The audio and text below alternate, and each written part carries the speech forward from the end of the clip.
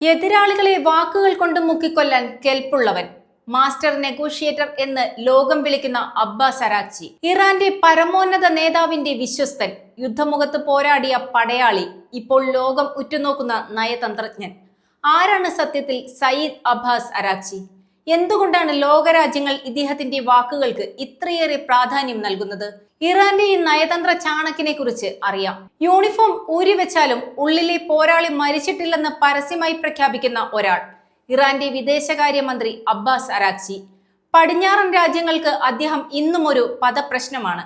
Iran America സംഘർഷം കൊടുമ്പിരി കൊള്ളുന്ന ഈ വേളയിൽ ജനീവയിൽ ചർച്ചയ്ക്കുള്ള തയ്യാറെടുപ്പുകൾ നടക്കുമ്പോൾ എന്തായിരിക്കും ഇറാന്റെ നിലപാടെന്നാണ് എല്ലാവരും ഉറ്റുനോക്കുന്നത്. അമേരിക്ക ഇത്രയേറെ സമ്മർദ്ദം ചെലുത്തിയിട്ടും യുദ്ധസന്നാഹങ്ങളുമായി എത്തിയിട്ടും തിരികെ സമ്മർദ്ദതന്ത്രം പ്രയോഗിക്കുക മാത്രമാണ് ഇറാൻ. ഒരു പടി പോലും പിന്നോട്ട് പോവാത്ത ഇറാന്റെ തന്ത്രത്തിന് പിന്നിലെ മാസ്റ്റർ മൈൻഡും അരാക്ചിയാണെന്നാണ് പറയപ്പെടുന്നത്. ഇറാന്റെ ഈ മാസ്റ്റർ മാനിപ്പുലേറ്ററുടെ മുന്നിൽ ലോകരാജ്യങ്ങൾ പോലും അന്തിച്ചു നിൽക്കുകയാണ്. പശ്ചിമേഷ്യൻ രാഷ്ട്രീയത്തിൽ ഇന്ന് ഏറ്റവും കൂടുതൽ ചർച്ച ചെയ്യപ്പെടുന്ന പേരാണ് സയ്യിദ് അബ്ബാസ് അരാക്ചി.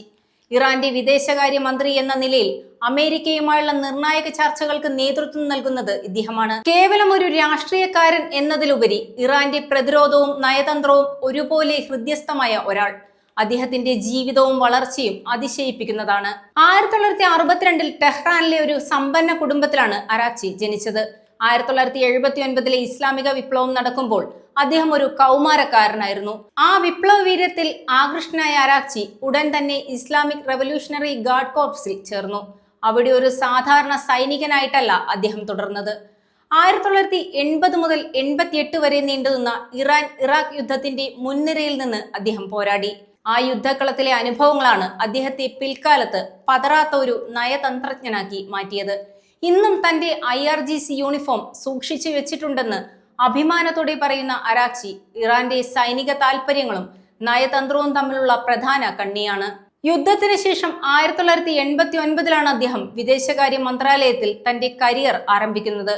ഫിൻലൻഡിലും ജപ്പാനിലും അംബാസിഡറായി സേവനമനുഷ്ഠിച്ച അദ്ദേഹം ലോകരാഷ്ട്രീയത്തിന്റെ നാഡീടിപ്പ് കൃത്യമായി പഠിച്ചെടുത്തു. ഇംഗ്ലീഷ് ഭാഷയിലുള്ള അദ്ദേഹത്തിന്റെ അസാമാന്യമായ പ്രാവീണ്യവും ശാന്തതയും എതിരാളികളെ പോലും ബഹുമാനിക്കാൻ പ്രേരിപ്പിക്കുന്നതാണ്.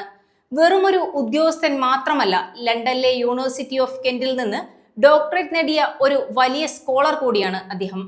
അരാക്ചിയുടെ രാഷ്ട്രീയ വളർച്ച ചാണക്യതന്ത്രങ്ങളെ വെല്ലുന്നതാണ്. അഹമ്മദി നെജാദിന്റെ കാലത്ത് ചർച്ചകൾക്ക് നേതൃത്വം നൽകിയ സയ്യിദ് ജലീലിയുടെ കൂടെ നിന്നുകൊണ്ട് തന്നെ ജലീലിയുടെ പരാജയങ്ങൾ പരമോന്നത നേതാവിന്റെ ഓഫീസിൽ എത്തിക്കാൻ അരാക്ചി ശ്രദ്ധിച്ചു.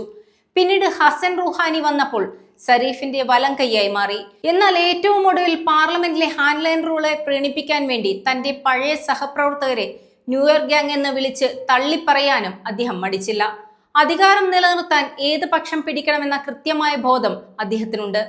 അരാക്ചിയെ ലോക ശ്രദ്ധയിലെത്തിച്ചത് 2015 ആണവ കരാറാണ്. ലോക വൻശക്തികളുമായി കരാറിൽ ഏർപ്പെടുമ്പോൾ ഇറാന്റെ പ്രധാന ചർച്ചക്കാരൻ അദ്ദേഹമായിരുന്നു. സാങ്കേതിക വിഷയങ്ങളിലെ അറിവും വിട്ടുവീഴ്ചയില്ലാത്ത നിലപാടുകളും കാരണം serious and straight forward diplomat എന്നാണ് പാശ്ചാത്യ രാജ്യങ്ങൾ അദ്ദേഹത്തെ വിശേഷിപ്പിച്ചത്. ഏത് ഗവൺമെന്റ് വന്നാലും അരാക്ചിക്ക് ഇറാന്റെ വിദേശ നയത്തിൽ ഒരു പ്രത്യേക സ്ഥാനമുണ്ട്. പരിഷ്കരണവാദികളോ മിതവാദികളോ തീവ്ര നിലപാടുകാരോ ആകട്ടെ, ഏത് തരത്തിലുള്ള ഭരണകൂടങ്ങൾ ഇറാനിൽ അധികാരത്തിൽ വന്നപ്പോഴും അരാക്ചി തന്റെ ഔദ്യോഗിക പദവികളിൽ തുടർന്നിട്ടുണ്ട്. ഇസ്ലാമിക് റിപ്പബ്ലിക്കിന്റെ അടിസ്ഥാന തത്വങ്ങളിൽ ഉറച്ചു നിൽക്കുമ്പോൾ തന്നെ കക്ഷി രാഷ്ട്രീയ തർക്കങ്ങളിൽ ഏർപ്പെടുന്നത് അദ്ദേഹം എപ്പോഴും ഒഴിവാക്കിയിരുന്നു. അദ്ദേഹത്തിന് ഇറാന്റെ പരമോന്നത നേതാവായും റവല്യൂഷണറി ഗാർഡ്സുമായും രാജ്യത്തെ എല്ലാ രാഷ്ട്രീയ വിഭാഗങ്ങളുമായും അടുത്ത ബന്ധമാണുള്ളതെന്നാണ് ഇറാനിലെ നയതന്ത്രജ്ഞർ തന്നെ അരാക്ചിയെക്കുറിച്ച് പറഞ്ഞത്.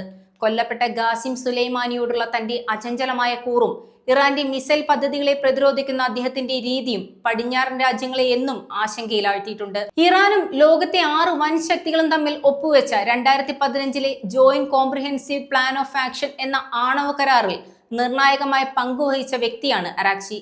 സാമ്പത്തിക ഉപരോധങ്ങൾ നീക്കം ചെയ്യുന്നതിന് പകരമായി ഇറാന്റെ ആണവ സമ്പുഷ്ടീകരണ പ്രവർത്തനങ്ങളിൽ വലിയ നിയന്ത്രണങ്ങൾ ഏർപ്പെടുത്തുന്നതായിരുന്നു ഈ കരാർ.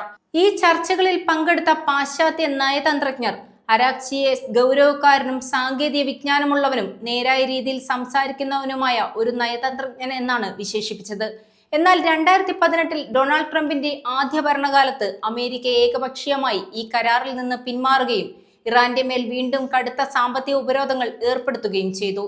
അമേരിക്കയുടെ ഈ പിന്മാറ്റം ഇറാന്റെ ആണവ പ്രവർത്തനങ്ങൾ അതിവേഗം വർദ്ധിപ്പിക്കാൻ കാരണമായി. ആയുധങ്ങൾ നിർമ്മിക്കാൻ ആവശ്യമായ അളവിനോട് അടുത്തുവരുന്ന 60% വരെ യുറേനിയം സമ്പുഷ്ടമാക്കുന്നത് ഉൾപ്പെടെയുള്ള നടപടികളിലേക്ക് ഇറാൻ കടന്നു. കരാറിന്റെ തകർച്ച നയതന്ത്ര നീക്കങ്ങളെയും ബാധിച്ചു. US പ്രസിഡന്റ് ജോ ബൈഡന്റെ ഭരണകാലത്ത് കരാർ പുനരുജ്ജീവിപ്പിക്കാൻ നടത്തിയ പരോക്ഷമായ ശ്രമങ്ങളൊന്നും തന്നെ ഒരു പരിഹാരത്തിലെത്തിയില്ല. ആ പരോക്ഷ ചർച്ചകളിലും അരാക്ചി പങ്കെടുത്തിരുന്നുവെങ്കിലും പിന്നീട് കൂടുതൽ കർക്കശമായ നിലപാടുള്ള മറ്റൊരു നയതന്ത്രജ്ഞനെ ആ സ്ഥാനത്ത് നിയമിച്ചു. എന്നിരുന്നാലും അദ്ദേഹത്തിന്റെ സ്വാധീനം നിലനിന്നു. പരമോന്നത നേതാവ് ആയത്തുള്ള അലി ഖമേനിക്ക് നേരിട്ട് റിപ്പോർട്ട് ചെയ്യുന്ന ശക്തമായ ഉപദേശക സമിതിയായ Iran strategic council on foreign റിലേഷൻസിന്റെ സെക്രട്ടറിയായി അദ്ദേഹം നിയമിതനായി. പടിഞ്ഞാറൻ രാജ്യങ്ങളുമായി വീണ്ടും സഹകരിക്കുമെന്നും നയതന്ത്ര മാർഗങ്ങൾ തേടുമെന്നും വാഗ്ദാനം ചെയ്തുകൊണ്ട് ജൂലൈയിൽ പ്രസിഡന്റ് മസൂദ് പെഷസ്കിയാൻ തിരഞ്ഞെടുക്കപ്പെട്ടതോടെയാണ് അരാക്ചി വീണ്ടും സജീവ നയതന്ത്ര രംഗത്തേക്ക് തിരിച്ചെത്തിയത്. തുടർന്ന് അരാക്ചി ഇറാന്റെ വിദേശകാര്യ മന്ത്രിയായി നിയമിതനായി. ഇന്ന് അരാക്ചി വെറുമൊരു മന്ത്രിയല്ല. ഇറാന്റെ പരമോന്നത നേതാവ് ആയത്തുള്ള അലി ഖമേനിയുടെ പൂർണ്ണമായ അധികാരത്തോടെയും വിശ്വാസത്തോടെയുമാണ് അദ്ദേഹം ഓരോ നീക്കവും നടത്തുന്നത്. ജനീവയിൽ നടക്കാനിരിക്കുന്ന ചർച്ചകൾക്കായി ടെഹ്റാൻ തയ്യാറെടുക്കുമ്പോൾ പരമോന്നത നേതാവിന്റെ പൂർണ്ണമായ അധികാരത്തോടെയാണ് അദ്ദേഹം ഇറാനിയൻ പ്രതിനിധി സംഘത്തെ നയിക്കുന്നത്. രാഷ്ട്രീയ ചേരിതിരിവുകളിൽ ഭാഗമാകാതെ രാജ്യ താൽപര്യത്തിന് മാത്രം മുൻഗണന നൽകുന്ന രീതിയാണ് അദ്ദേഹത്തിൻ്റെത്. ഇറാന്റെ ചരിത്രത്തിലെ തന്നെ ഏറ്റവും കരുത്തനായ വിദേശകാര്യ മന്ത്രിമാരിൽ ഒരാളായാണ് നിരീക്ഷകർ അദ്ദേഹത്തെ കാണുന്നത്. ചുരുക്കത്തിൽ അബ്ബാസ് അരാക്ചി എന്നാൽ നയതന്ത്രത്തിന്റെ മുഖംമൂടി അണിഞ്ഞ ഇറാന്റെ വിപ്ലവ ഗാർഡാണ്. തന്റെ 62-ാം വയസ്സിൽ ഇറാന്റെ ആണവ നയതന്ത്രത്തിന്റെ പര്യായമായി അരാക്ചി മാറിക്കഴിഞ്ഞു. അരാക്ചി വാക്കുകൾ കൊണ്ട് ലോകത്തെ വിസ്മയിപ്പിക്കുമ്പോൾ പശ്ചിമേഷ്യയിൽ സമാധാനം പുനഃസ്ഥാപിക്കപ്പെടുമെന്നാണ് എല്ലാവരുടെയും പ്രതീക്ഷ.